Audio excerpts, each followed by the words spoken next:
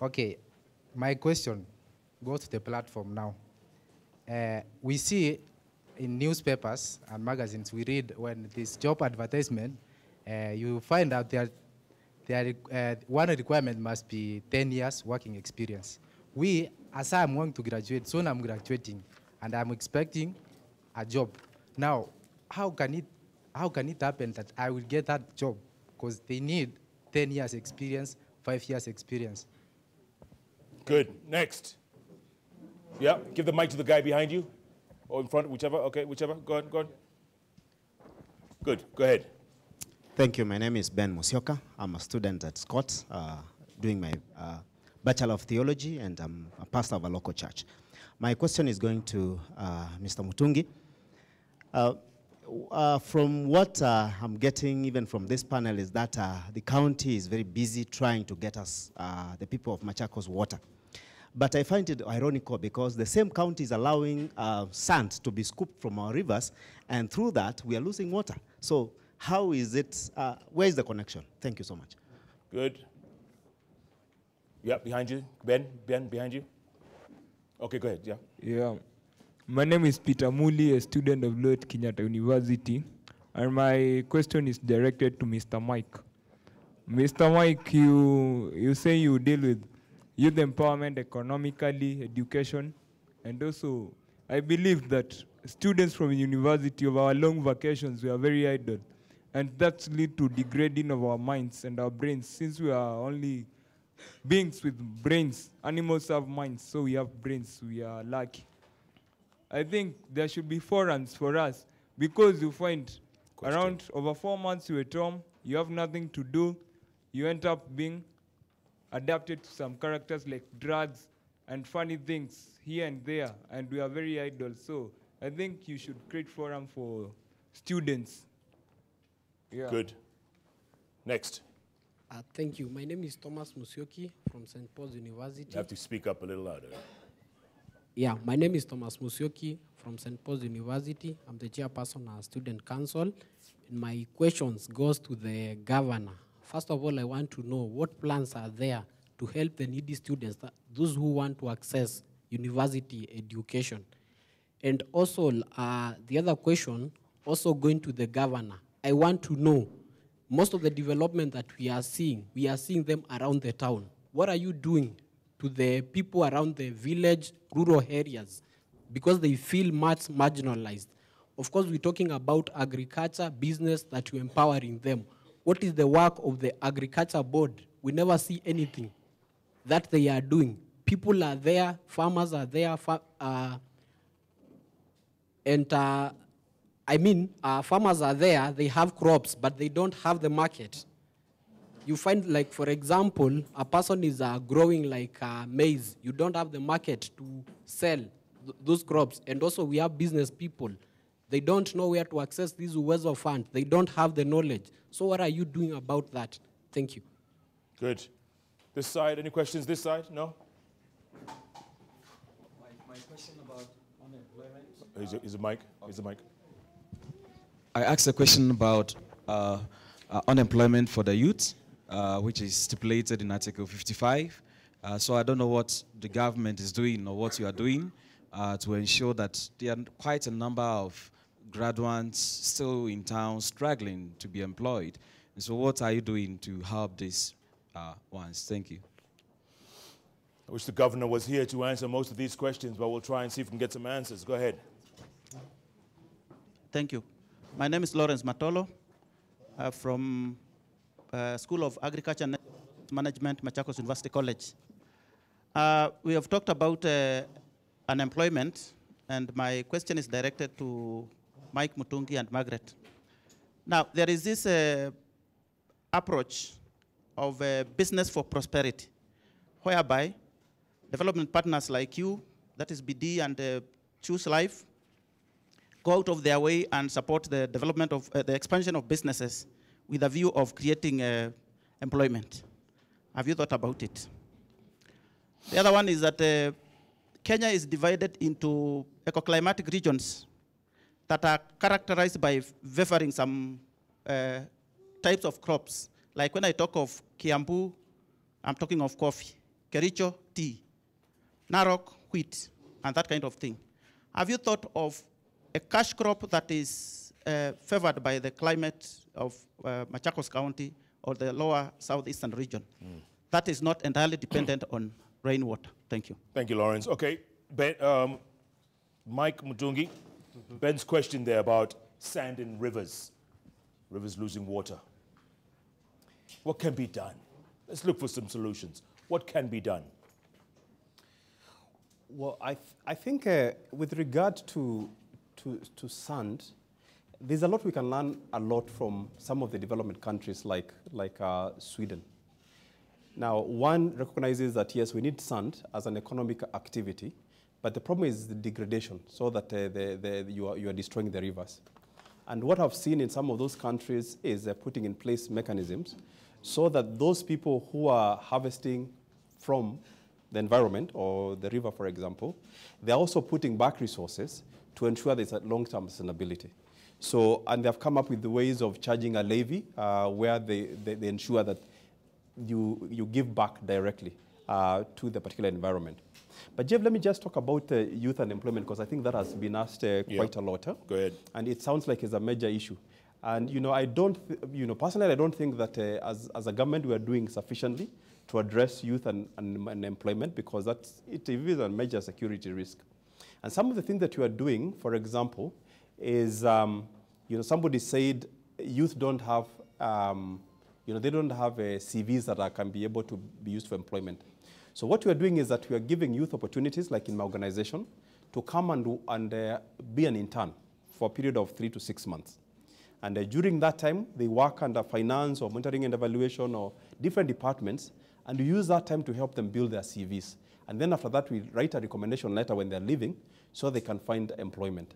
So I think, and you can do that with the county government, so the county government can open opportunities where youth can actually come and volunteer or even do an internship for maybe 6 months and ensure they get good improvement of their CVs and recommendation letters for employment, so that that learning gap is bridged. What about Uwezo Fund? We keep hearing about the 6 billion shillings, Uwezo Fund. Do these people have access to it? Do you have access to Uwezo? Anybody? Why not? Why not? Give that man the mic. Why don't you have access? I mean, they're supposed to. Women, youth, and other counties, people have access to Uwezo. Okay, talking of Uwezo, the issue is about the requirement, the issue of table banking. This has affected many youths because, as you are aware, many women are in that table banking. But in the case of youths, it's hard for you to find youths. They've joined together and started table banking. It has some requirements which are very tough and need to be reviewed in order for us to enjoy this. And you don't think you qualify? Qualify to do what? Yeah, to get Uwezo Fund, to get access. I'm not in table banking. No, I'm just saying the youth here. Yeah. They don't think they're qualified. No, not a labda wajui Uwezo Fund. Margaret. Even for women. Well, as far as Uwezo Fund is concerned, I think this is a mystery for all of us. And probably because it was a top-bottom project. People were not involved. Maybe we were never consulted. I'm talking about Mwananchi, the local Mwananchi. Margaret, the information is out there, huh? Information is out there, and these guys are mostly digital, or they're supposed to be. But the information which is there is way, way beyond the reach of the common person, the requirements. So if these people were consulted on how this Uwezo Fund could be utilized by everyone, probably would have given, or people would have given their ideas, they would have given their proposals, which would have been incorporated in the information that is now being availed. You look at those forms, you look at the requirements, yes, there's a gap, a big gap, and I think the county governments will need to sit and address that. If that money was meant for the people, then everybody should have access to it as quickly as possible, not with so many conditions that they cannot afford. So you're saying it's difficult to qualify? It's difficult. Has anyone tried to apply Uwezo Fund here? Anybody? Yes. The chairman of the county is here. Where's the chairman of the county? A copy? When the chairman? It's been difficult. Well, where?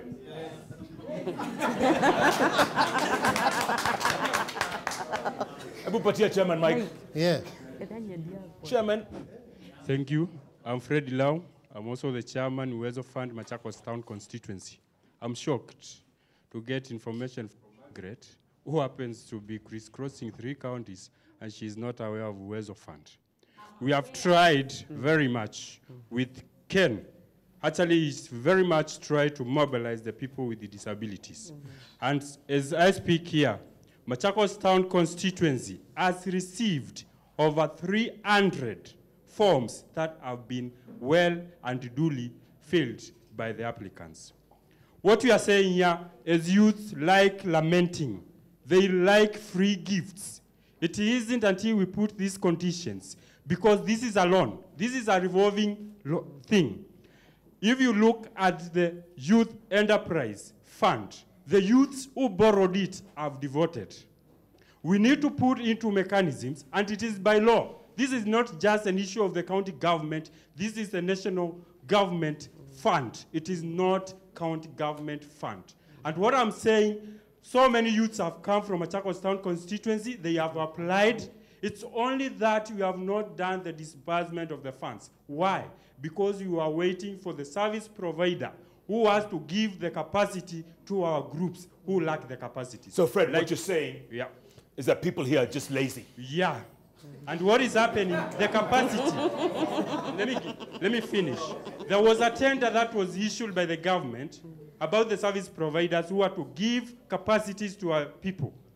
Our groups don't have the capacity even to fill the forms. I've been working day in, day out, and I'm not paid for that to try and assist these people. So from next week, our region, that is Machakos County, will be getting our service provider who is going to build on these capacities for the youths and for the women and for those with disability to fill in those forms.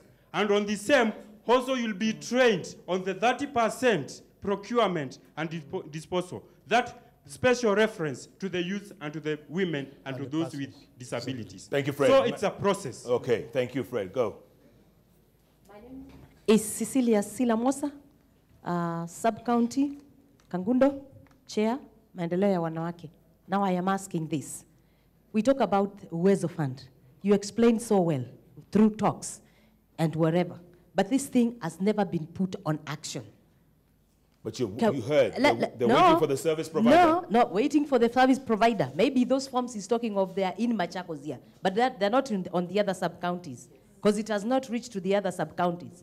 Have you been demanding them, madam? Yes, we've been demanding them. I, as a leader, I have been demanding them. And even as far as going to the MP and asking for it. And what are they telling you? What they're telling us, we wait for the same reason he's giving.